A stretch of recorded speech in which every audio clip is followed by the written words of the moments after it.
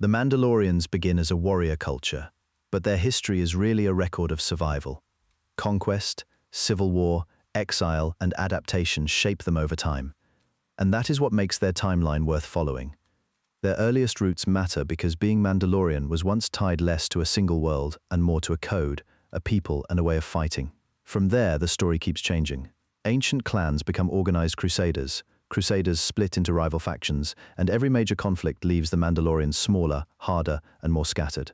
Some eras build their reputation, others nearly erase it. Through all of it, one pattern remains. The galaxy keeps reshaping Mandalorian identity, and the Mandalorians keep adapting to survive. The earliest Mandalorian history is not shaped by a single founder or one clean origin point. It begins with a culture that grows through conflict, absorbs outsiders, and keeps redefining itself. In both canon and legends, the details differ, but the larger pattern stays the same.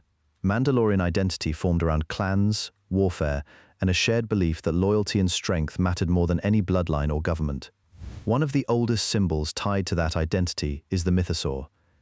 In Mandalorian tradition, it stands for age, danger, and legitimacy. It is tied to the world itself and later becomes a cultural emblem. Over time, the creature matters less as a literal threat and more as a reminder that Mandalorian society sees itself as ancient, resilient, and difficult to destroy. That idea runs through their history. Mandalorian culture was never built around peace as the final goal. It was built around the expectation that hardship would come and that clans had to be ready for it. If struggle is treated as the normal condition of life, then war stops being an interruption and becomes part of the culture. That is where the warrior clans become central. The early Mandalorians were not simply a people who fought well. They organized themselves around combat, conquest, and reputation. The clans gave structure to that violence. They defined who belonged, how loyalty worked, and what honor meant. In that old order, those ideas were not separate from survival. They were survival. A clan that could not defend itself, expand its influence, or hold on to its traditions would not last long. This is why Mandalorian identity stayed flexible even while it remained hard-edged. New members could be adopted, old customs could be set aside, and leadership could change, but the expectation of strength remained. That martial identity grew even stronger through the idea of the Crusader, a Mandalorian who does not just defend home territory, but goes outward to wage war and claim power. In legends especially, the Mandalorian Crusades became one of the main reasons for their fearsome reputation. They were dangerous because they could turn discipline into expansion and expansion into tradition. The more they fought, the more fighting became part of what it meant to be Mandalorian. That cycle mattered because it created momentum. A people who keep winning through war begin to trust war as the answer, and then every generation inherits the same pressure to prove itself. The same system also planted the seeds of future division.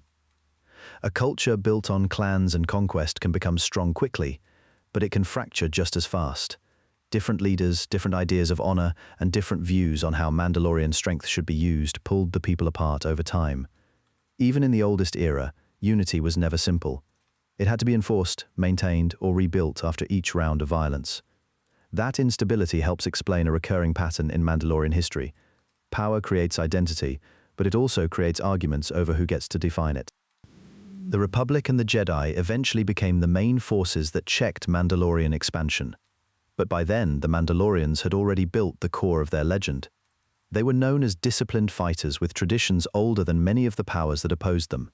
That reputation did not come from one battle.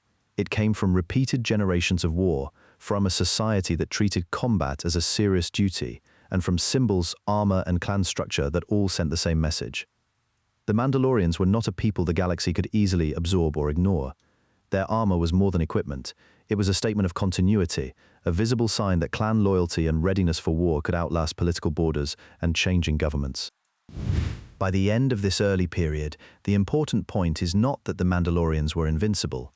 They were not. It is that they had already become a force the galaxy had to account for. Their earliest origins gave them endurance, but also a habit of conflict that would follow them into every later era. That is how the Mandalorians entered galactic history, as a feared warrior people with a distinct code, a strong clan identity, and a reputation that would only grow more dangerous once their long wars with the Jedi and the Republic began.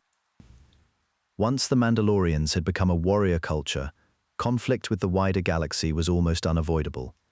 Their growing strength made them a threat, and their drive to expand put them on a path toward the Jedi and the Republic. From this point on, Mandalorian history is no longer just about identity. It becomes a long military rivalry that keeps shaping the Star Wars timeline for generations. The early Mandalorian wars were not one single campaign so much as a repeating pattern. Mandalorian leaders and clans pushed outward, tested Republic borders, and forced the Jedi into open resistance. The Republic was larger and more stable, but the Mandalorians often had the advantage in mobility and flexibility. They were not a centralized state trying to defend every frontier at once. They were clans, fleets, and warbands built for movement and pressure. That made them especially dangerous in frontier warfare. They could strike quickly, shift position before a full response formed, and keep distant systems under constant strain. That pattern soon became familiar. Mandalorian expansion would trigger a Republic response. The Jedi would be called in, because the Republic alone could not meet the threat fast enough. Retaliation followed, then counteroffensives, then a hardening of attitudes on both sides.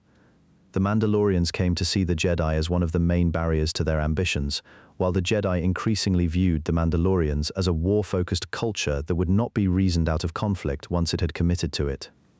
That distrust became part of galactic memory, and it meant every new clash started with old fear already in place. These wars mattered because they shaped Mandalorian identity as much as they tested it. Victory and defeat both reinforced the same core beliefs. Strength, discipline, and clan loyalty were treated as the only reliable answers to survival. Defeat did not erase that idea. It sharpened it. The Mandalorians learned to rebuild around loss, and that habit would define them again and again later. Their armor, martial customs, and emphasis on belonging were not just traditions. They were survival methods formed by repeated conflict with a galaxy that never left them in peace. In Legends, the Mandalorian Wars became the clearest example of this larger cycle. They tied Mandalorian aggression directly to Republic instability and to the Jedi Order's uneasy role as both guardian and combatant. That era ended with the Mandalorians checked but not destroyed. Even after major setbacks, they remained a military force the galaxy had to respect. They had shown they could alter the balance of entire regions, and that reputation did not disappear when the fighting stopped. The fear they inspired and the caution that followed lasted long after the battles themselves. That is the larger lesson of these great wars. Mandalorian strength gave them power, but war also trapped them in cycles they could rarely escape for long. Each generation inherited old armor, old grudges, old stories, and old losses that made them resilient, but it also made unity difficult. By the end of this era, they were still dangerous, but more divided and more pressured by stronger galactic powers. The Republic could not ignore them. The Jedi could not contain them forever, and the galaxy had already learned that Mandalorian wars rarely stayed local. Mandalorian history rarely stays unified for long. Even at its strongest, when the clans could threaten the Republic or clash with the Jedi, outside war kept feeding rivalries inside Mandalorian society. Over time, the central question stopped being whether Mandalore could fight. It became whether Mandalore could agree on what it was fighting for.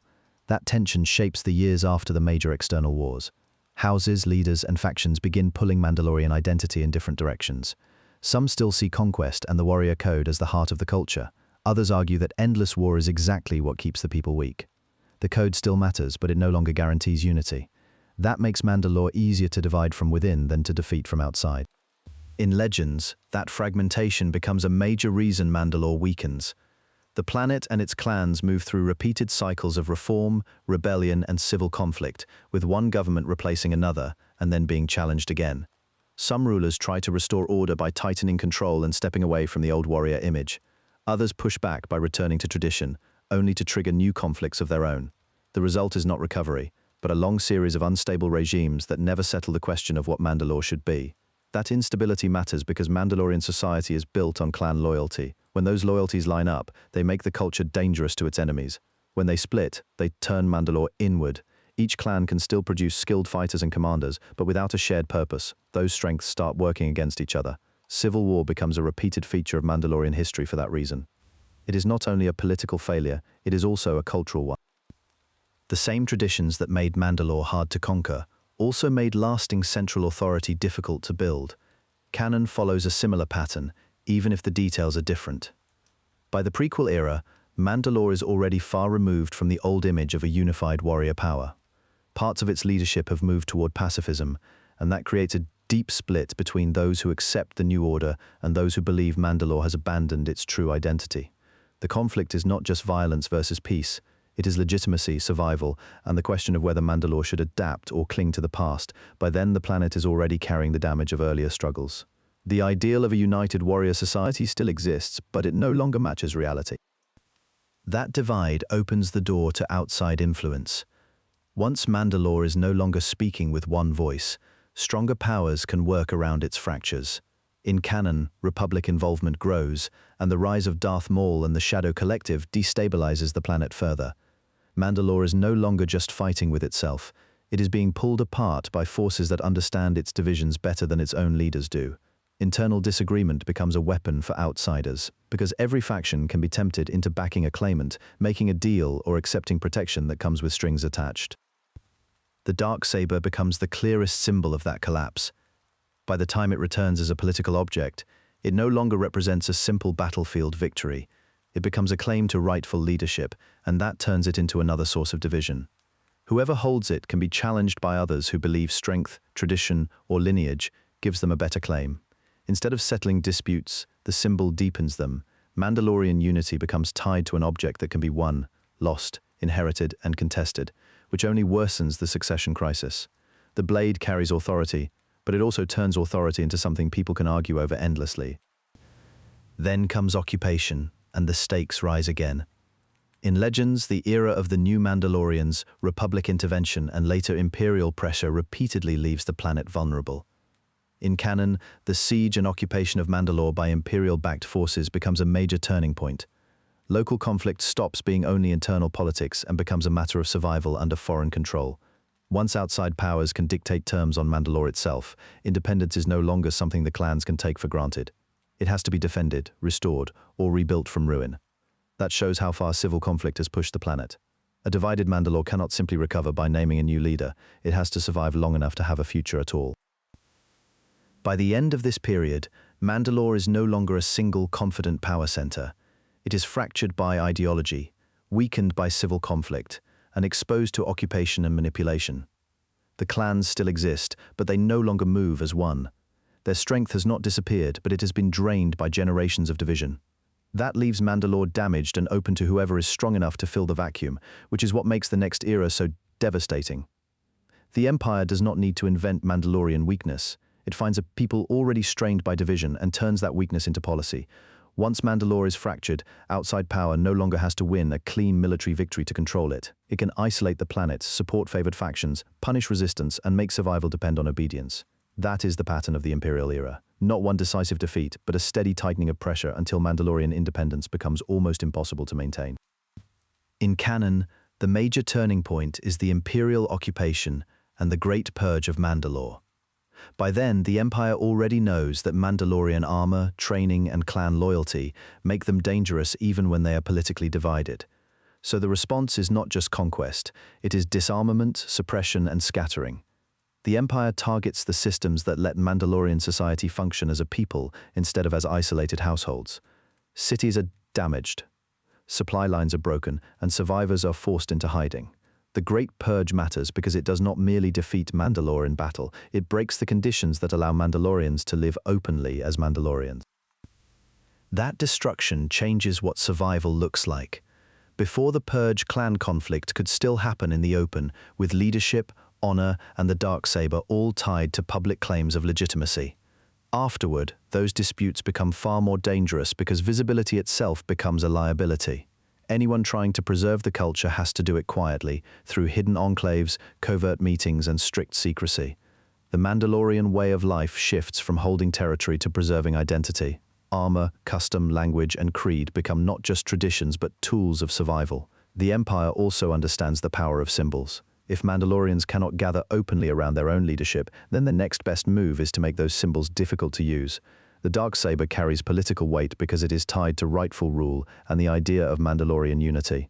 Under Imperial pressure, it becomes less a prize to claim and more a danger to hide, lose, or fight over in ways that can fracture the people further. Mandalorian politics do not simply weaken. They become harder to practice at all. Every public claim risks retaliation, and every divided response gives the Empire another opening to tighten control. Legends follows the same broad pattern, even when the details differ. Mandalore keeps moving between recovery and collapse, and Imperial influence takes advantage of that instability whenever it can. Different factions try to restore strength in different ways, but the planet remains vulnerable because the clans are no longer unified enough to resist cleanly. That repeated instability is the real cost of the era. Every attempt at rebuilding gives the Empire more chances to divide, punish, or absorb what remains. Even when Mandalorian groups reassert themselves for a time, they do it under the shadow of Imperial pressure and the aftermath of earlier defeat. For many Mandalorians, the result is exile. Some leave because they have to. Others leave because staying would mean surrendering their identity to Imperial control. Over time, Mandalore stops being a center of life and becomes a memory carried across the galaxy in small groups, hidden settlements, and surviving warrior traditions with no secure homeworld behind them. A culture built around clan loyalty and public identity is forced into secrecy. The old structure still exists, but now it has to survive without the stability that once gave it strength. Knowledge has to move person to person, foundling to mentor, clan to clan, instead of being reinforced by a living center of power. That is what makes the Imperial Era feel so final. The Empire does not just occupy a planet, it tries to erase the idea that Mandalorians can stand together at all. For a time, it succeeds enough to make the future look nearly empty. Mandalorians are still alive, but they are outlawed, scattered, and reduced to survival rather than rule. Their history does not end here, but it is pushed to the edge of extinction, and everything that comes after begins with the damage the Empire leaves behind. With the Empire gone, the Mandalorians face a harder problem than occupation. They have to decide what Mandalorian identity means after their world has been shattered. Survival alone is no longer enough. If the people are scattered, hunted, and cut off from Mandalore, then rebuilding has to begin with symbols, rules, and the few who still carry the old ways forward.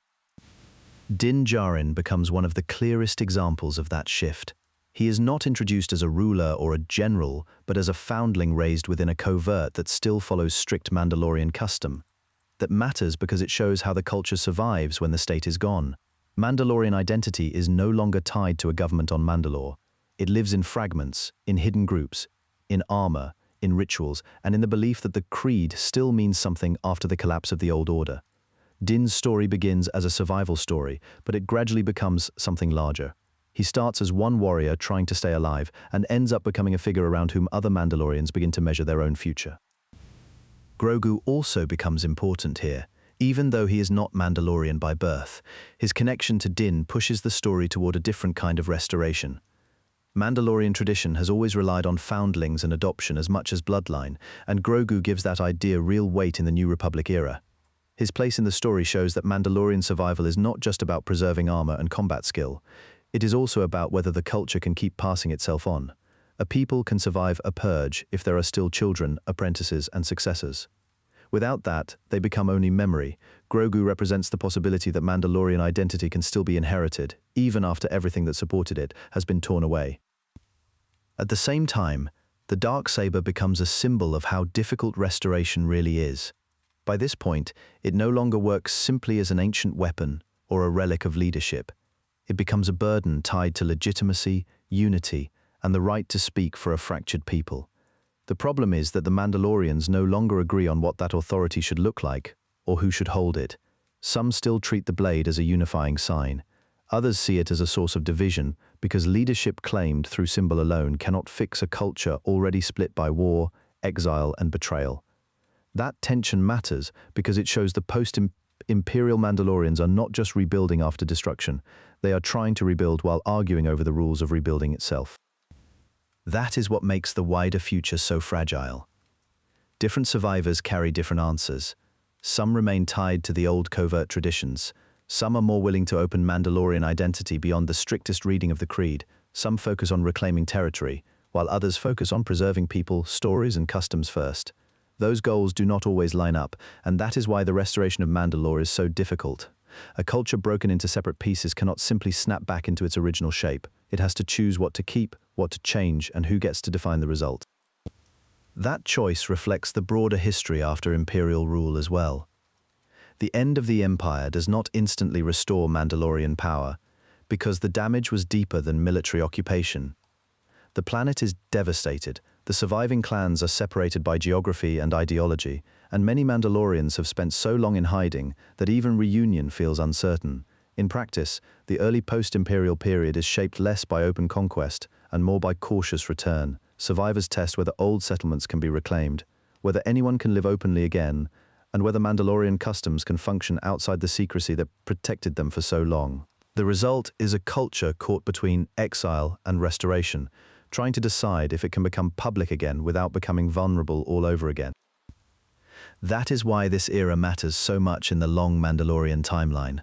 For the first time in a long while, the people are not just responding to conquest or occupation. They are trying to build a future after near erasure. Djarin's path, Grogu's place within it, and the struggle over Mandalorian symbols all point to the same idea. The culture is still alive, but only barely, and survival now depends on rebuilding trust as much as rebuilding strength. The Mandalorians are no longer a unified power, but they are also not finished. What remains is scattered, unstable, and uncertain, yet it is enough to begin again. That is the Mandalorian story in full, not a straight line, but a cycle of rise, fracture, and rebuilding, from the earliest warrior clans through expansion, civil war, conflict with the Jedi, Republic pressure, Imperial conquest, and the long aftermath. Each era left the culture smaller, harder, and more divided. Yet it never fully disappeared. Even after Mandalore fell, its people carried forward their language, creed, armor, and memory in different forms. That is why the timeline matters. It shows Mandalorian history is not just a record of defeats, but of survival under repeated destruction. Every age pushed the culture toward collapse, and every age also produced the next attempt at renewal. That struggle is still going on. And for Mandalore, survival has never meant standing still. It has always meant finding a way to remain Mandalorian after the fall.